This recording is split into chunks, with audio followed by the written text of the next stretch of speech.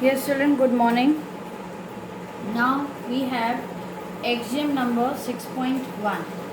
This axiom says if a ray stands on a line, कोई line बनाओ, कोई line है हमारे पास, उसमें कोई रे स्टैंड होती है, then the sum of two adjacent angles so formed. फिर हमारे पास ये दो adjacent एंगल बन रहे हैं, name it 1, name it 2, is 180 degree. तब हमें क्या मिलता है, इन दोनों एडजेसेंट एंगल का सम 1 + 2 180 डिग्री. फिर इसी का ही वाइस वर्सा है. वाइस वर्सा मतलब अपोजिट. यदि दो एंगल का सम 180 है तो जो नॉन कॉमन आर्म्स हैं एडजेसेंट एंगल्स के, वो क्या बनाएंगे, लाइन. इसका मतलब आप समझ रहे हो. देखो, ये दो एडजेसेंट एंगल बनाए हमने. मान लीजिए ये x है और ये y है. सो x + y, if x + y is 180, यदि ऐसा होता है तो आपको दिख ही रहा है कि एडजेसेंट एंगल है. अब एडजेसेंट एंगल के जो नॉन कॉमन आर्म्स हैं, ये वाले नॉन कॉमन आर्म्स, ये क्या बनाते हैं, फॉर्म अ लाइन. वो एक लाइन बनाते हैं. अब इन दोनों एक्सियम्स को क्या बोला जाता है, The two axioms above together is called linear pair axiom. क्योंकि इससे पहले मैंने आपको लीनियर पेयर समझाया था. लीनियर का मतलब क्या समझाया था कि लाइन जो बनाए वो पेयर ऑफ एंगल्स कहलाते हैं लीनियर पेयर.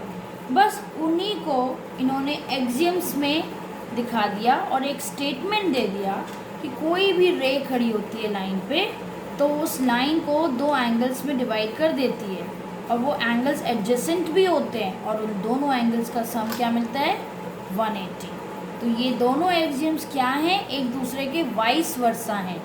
यदि 180 मिलता है तो लाइन बनेगी, ये सेकेंड एक्सियम कहता है. और यदि लाइन है और रे स्टैंड होती है तो दो एंगल का सम 180 है. I hope it is clear. चलिए नेक्स्ट करेंगे theorem 6.1. Now we have theorem 6.1,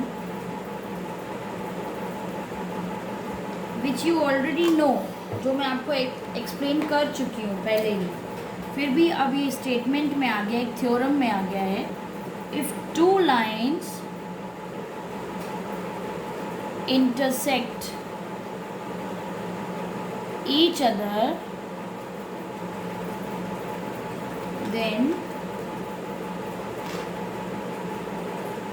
the vertically opposite angles are equal. ये देखिए, अब हम इसका प्रूफ करेंगे. ये लिखिए, A, ये B, ये C, ये D. तो ये मीटिंग पॉइंट O लिखिए. Given two lines AB and CD हमें दी हुई है, such that they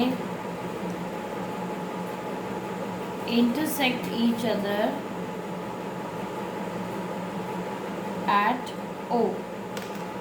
और हमें प्रूफ क्या करना है, टू प्रूव कि ये जो दो पेयर्स ऑफ एंगल्स मिल रहे हैं वो इक्वल हैं. ये देखिए, ग्रीन ग्रीन के इक्वल होगा और ये रेड रेड के इक्वल होगा. Angle AOD is equals to angle COB. ये देखिए, AOD, ये AOD और COB इक्वल होंगे. सेकेंड पेयर रेड वाला देखिए, AOC is equals to DOB. V shape बनना चाहिए. अब आते हैं हम प्रूफ करने. देखिए, since C D is a line, क्योंकि ये तो हमें दिया ही है, given, therefore sorry and a ray OA stands on it, and a ray OA stands on it. आपको पता भी होगा कि हम थ्योरम में एक्सियम्स को यूज़ करते हैं. अब हम वही एक्सियम 6.1 यूज़ करने वाले हैं. therefore एंगल AOC, ये देखो ये रे जो OA खड़ी है इस CD लाइन पे, तो ये जो एंगल है AOC, ये वाला एंगल प्लस ये वाला एंगल रेड और ग्रीन AOD क्या मिलेगा 180 डिग्री. तो आप लिख लेंगे if a ray stands on the line या on a line, then the sum of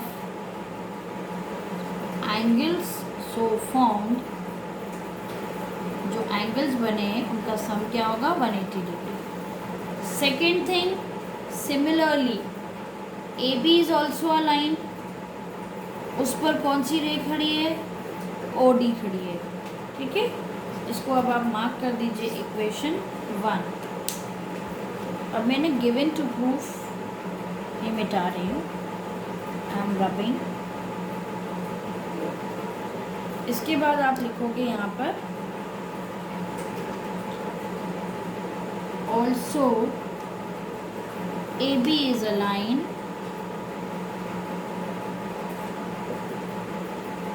and a ray O D, ये दिख रहा है ना आपको, O D stands on it, इस पर खड़ी है, इसलिए angle AOD plus angle DOB, ये देखो AOD और ये एंगल DOB 180 डिग्री. अब आप इक्वेशन 1 और 2 में देखो, दोनों 180 के इक्वल हैं, हम दोनों को इक्वल रख सकते हैं.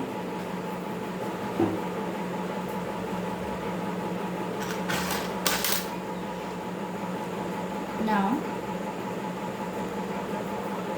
from 1 and 2, AOC plus AOD is equals to AOD plus DOB. अब आप देखो AOD चला गया, सेम है. AOC किसके इक्वल आ गया DOB के. तो आ गया हमें एक पेयर मिल गया. कौन सा पेयर मिला, ये रेड वाला पेयर मिल गया. Similarly, we can prove the another one. Similarly, AOD is equals to COB आ जाएगा, जो कि ग्रीन वाला पेयर है.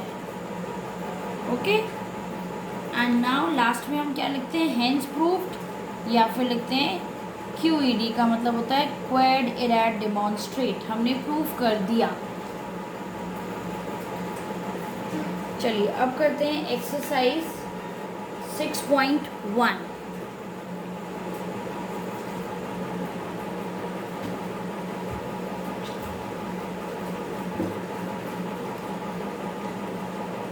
एक्सरसाइज 6.1 क्वेश्चन नंबर फर्स्ट में आपको क्या दिया है, let us make a diagram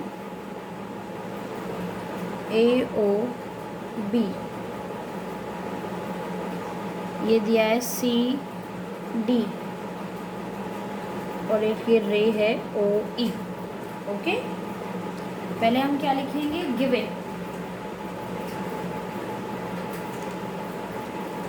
to lines या टू इंटरसेक्टिंग लाइन्स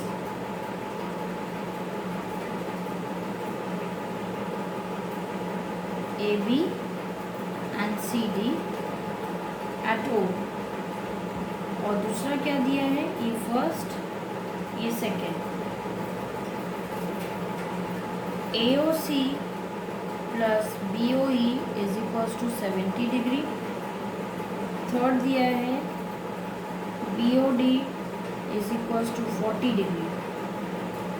अब अब आपको फाइंड क्या करना है, टू फाइंड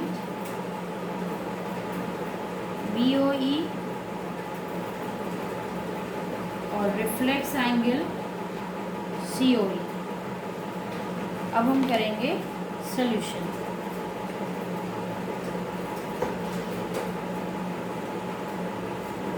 AOC देखिए ये और BOEA, इन दोनों का सम दिया है 70 और BOD ये है, ये आपको दिया है 40। अब आप देखो जब BOD 40 है तो AOC भी तो होगा ना, लिखिए AOC वर्टिकली अपोजिट है तो ये 40 हो जाएगा। अब इन दोनों का सम था 40 तो ये 70 माइनस 40 30 आ जाएगा।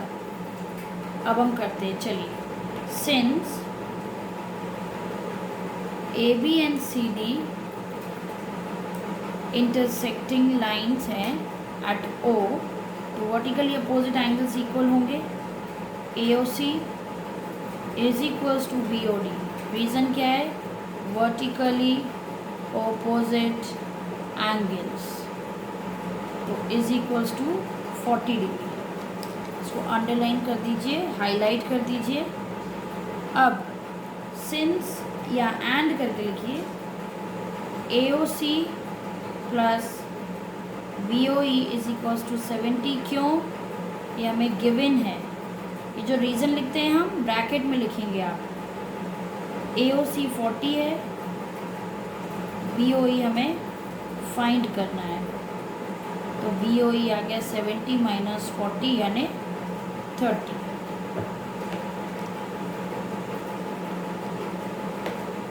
अब हमें क्या निकालना है, देखिए हमारा फर्स्ट वाला ये BOE निकल आया है ये। अब हमें निकालना है रिफ्लेक्स एंगल COE। COE का रिफ्लेक्स एंगल आप समझ रहे हो, कौन सा एंगल पूछा जा रहा है, ये वाला एंगल, ये रेड मार्क वाला। तो यदि आपको COE पता हो तो 360 में से COE माइनस कर देंगे तो रिफ्लेक्स COE आ जाएगा। एक तरीका ये है, और हमें COE निकालने के लिए क्या करना पड़ेगा, हमें लीनियर पे लगाना पड़ेगा। या तो जैसे ये 30 है और ये 40 है और ये COE, इन तीनों का सम होगा 180। चलिए, I am rubbing given to proof.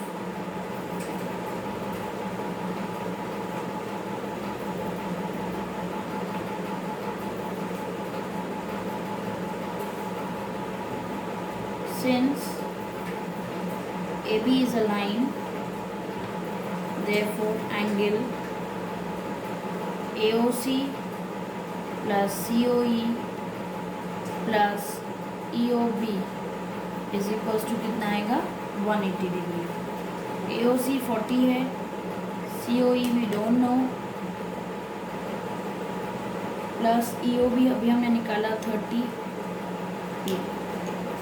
Angle COE क्या आ जाएगा, 180 माइनस 40 प्लस 30 70, तो COE आ गया 110 डिग्री। और reflex angle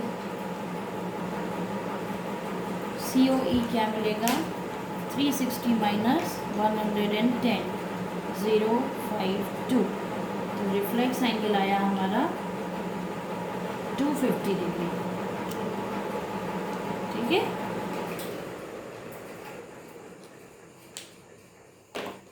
okay children, thank you. Now in the next video we will continue with question number 2.